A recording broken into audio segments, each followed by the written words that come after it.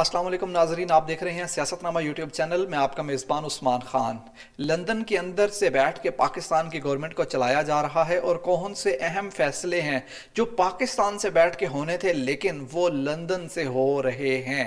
और इसके साथ खान साहब की नई हिकमत अमली क्या है, लॉन्ग मार्च की नई अपडेट्स आपके साथ शेयर करेंगे और आपको बताएंगे कि इस वक्त शेख रशीद ने एक नया इंकशाफ कर दिया है और जो मौजूदा सूरत हाल है मुल्क की, और यहाँ पर एक बड़ी अहम तैनाती होने वाली है। सारी चीज़ों पर आज जो है वो रोशनी डालते हैं। सबसे पहले जो है वो आपको लिए चलते हैं लाहौर हाई कोर्ट के अंदर। अंजुमन ताजरान ने एक दरखास्त दायर की थी पीटीआई के लॉन्ग मार्च को फौरी तौर पर रोकने के लिए। उस दरखास्त को अदालत ने मुस्तरद कर दिया है। तो अंजुमन ताजरान के वकील ने यह मौक़िफ़ अपनाया था कि हमारी जो तिजारत है, हमारा जो कारोबार है वो इस लॉन्ग मार्च की वजह से बहुत ज़्यादा मुतासर हो रहा है। लेकिन अदालत ने यह कह के इस दरख्वास्त को ठुकरा दिया और मुस्तरद कर दिया कि पाकिस्तान का आइन पाकिस्तान की अवाम को हर किस्म के एहतजाज और धरने और लॉन्ग मार्च का हक देता है।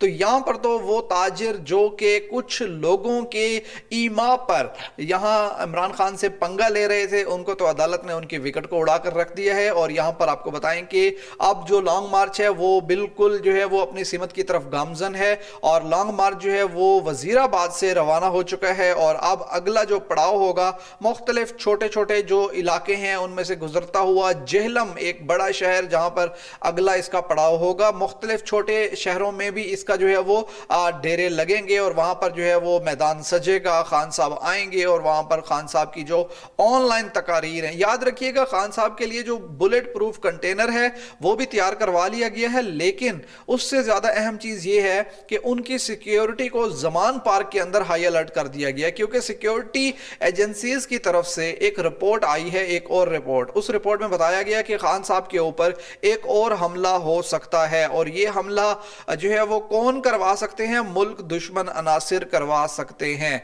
अब देखिए, मुल्क दुश्मन अनासिर ना सिर्फ बाहर होते हैं बल्कि अंदर भी मुल्क के अंदर मौजूद होते हैं, ठीक है। तो इन सारी चीजों को देखते हुए खान साहब की जो जमान पार्क के अंदर मुख्तलिफ लोगों से मुलाकातें चल रही थी उनको भी महदूद किया गया है और खास तौर पर सहाफियों के साथ जो मुलाकातें हैं या किसी और जो यूनियंस के साथ मुलाकातें चल रही थी उनको सिर्फ जो है वो सिक्योरिटी क्लियरेंस के बाद उनकी मंजूरी दी जाने का फैसला किया गया है। पीटीआई की कोर कमेटी की जानिब से खान साहब के जमान पार्क के बाहर जो एक हिफाजती दीवार बना दी गई है और वो हिफाजती दीवार जो है वो खारदार तारों और रेत की बोरियों पर मुश्तमिल है और वहां पर एक हिफाजती चेक पोस्ट भी बना दी गई है ताकि जो भी जमान पार्क में एंटर होगा वो उसकी जो है वो चेक पोस्ट से गुजर कर ही वो जमान पार्क में दाखिल हो सकेगा।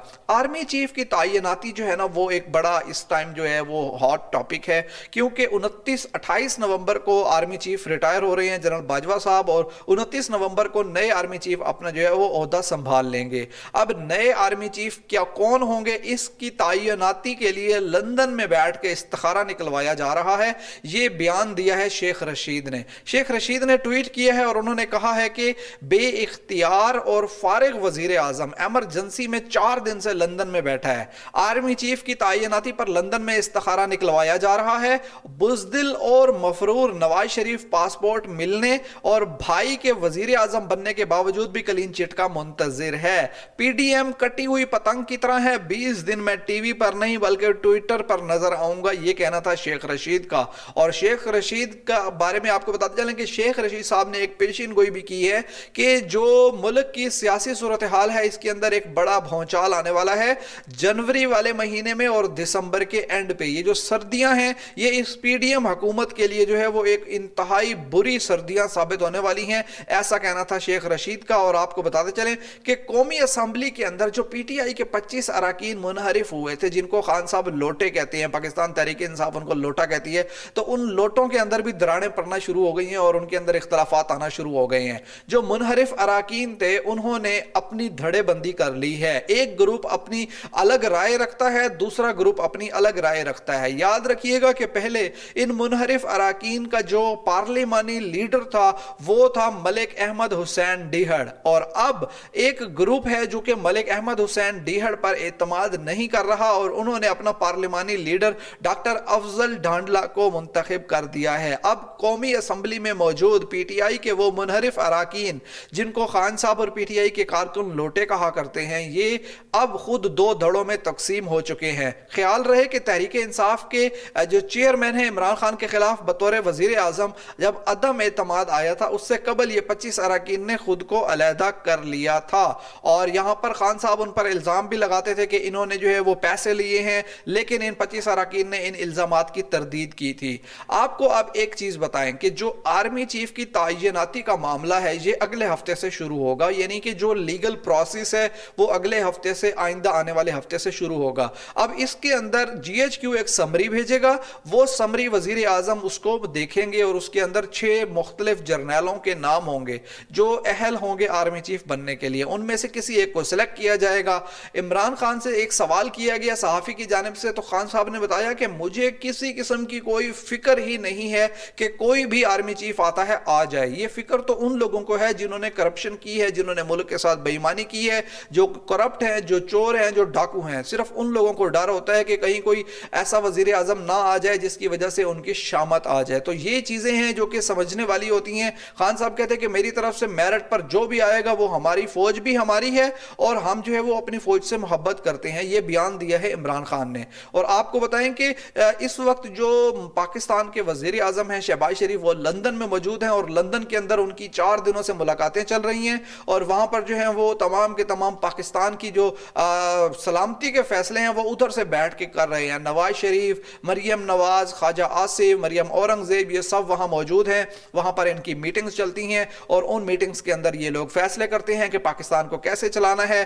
لندن کے اندر اہم مشاورتی اجلاس دوسرے دن بھی جاری رہا۔ سابق وزیر اعظم نواز شریف کی زیر صدارت ہونے والے اجلاس میں وزیر اعظم شہباز شریف، وزیر دفاع خواجہ آصف، وزیر اعظم کے مشیر ملک احمد خان اور مریم نواز شریف بھی شریک ہوئے۔ یہ تمام وہ کور کمیٹی کے ممبران ہیں۔ یعنی آپ سوچیں کہ پاکستان کا وزیر اعظم ایک مفرور مجرم کے انڈر بیٹھ کے، یعنی مفرور مجرم جو ہے وہ صدارت کر رہا ہے اور وزیر اعظم اس کے انڈر بیٹھ کے اس سے جو ہے وہ احکامات لے رہا ہے، تو اس طرح سے نہیں چلے گا۔ اسد عمر نے ایک بیان دیا ہے اور ساتھ شاہ محمود قریشی بھی موجود تھے دھرنے کے دوران، لانگ مارچ کے دوران۔ انہوں نے کہا ہے کہ پاکستان کے فیصلے پاکستان سے بیٹھ کے ہونے چاہیے، پاکستان کے فیصلے لندن سے بیٹھ کے مفرور چوروں ڈاکوؤں کے ساتھ نہیں ہونے چاہیے۔ پاکستان کی عوام جو ہے وہ فیصلے جو ہے وہ پاکستان کی عوام کا حق ہے کہ پاکستان کی عوام کے فیصلے پاکستان کی سرزمین سے بیٹھ کے ہوں، ہماری پارلیمان میں ہوں، ہماری جو ہے وہ پرائم منسٹر آفس میں ہوں، نہ کہ لندن کے اندر ایون فیلڈ اپارٹمنٹس کے اندر، جو کہ